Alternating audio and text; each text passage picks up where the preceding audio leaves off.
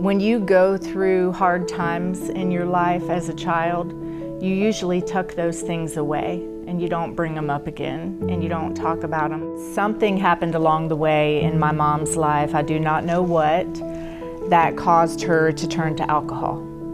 And it had a very, very strong hold on her life. From that point on, the rest of her life she drank. And it just made things really tough. She didn't work a lot because of it. We lived in very poor circumstances. I didn't have a bed from a young age all the way up until I was probably 15 years old. I was in a really bad car accident when I was 11 years old. We were hit by a drunk driver. It was my first ride in our new car, and it was the day after Christmas, and I was sleeping. I always fell asleep on car rides. And the drunk driver hit the door, the side my head was on, and my nose was laying flat on my chest. Blood had rushed to the front of my face, so it was coming out of my eyes, my nose, my mouth, my ears, and they rushed me to the hospital. But the thing that I remember, and when I tell people the story of the accident, I don't ever tell them this, and that's that I had a bed for 2 weeks while I was in the hospital. And then when we went to leave from the hospital, the doctor said, make sure she doesn't sleep in her bed, because we don't want her to fall out and hit her head.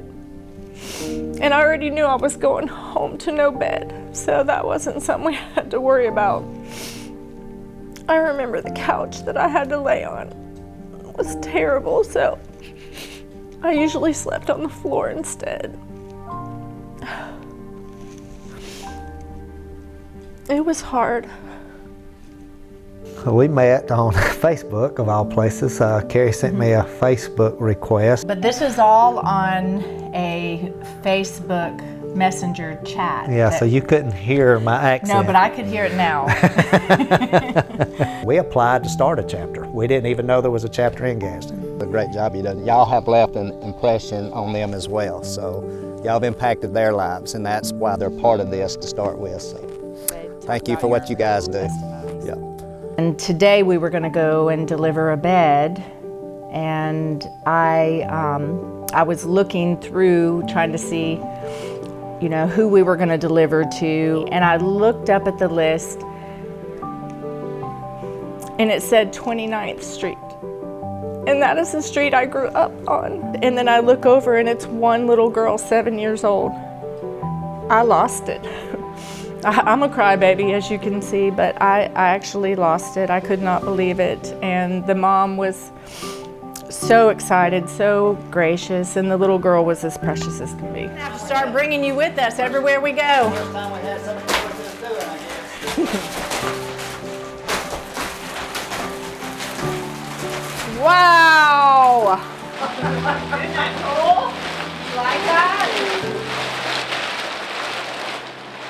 All right, I am going to get out of the way, because I'm not a good bed maker like covers.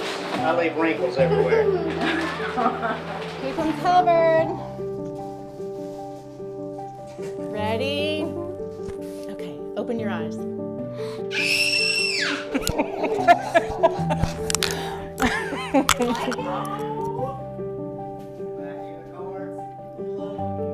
Oh, do you like it? It's pretty. That's a bracelet for you too. Do you know what it says? Chosen. Thank you. You're welcome. It feels really good.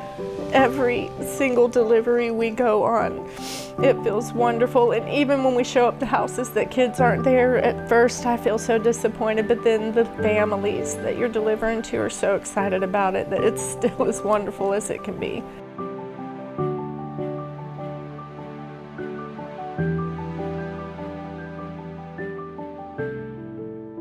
Our purpose in life, what makes us whole, is helping others. That might sound strange to some folks, But if we're not doing that, something's missing in our lives. If you like to see kids celebrating over something as basic as a bed, if you like getting hugs from kids, if you like just seeing a family just so appreciative, you need to come out and do this one time. And I promise you, if you do it one time, you're probably going to be hooked. If you want to know and experience true love, serve somebody, go out and do something for somebody who can't give you anything back except for love.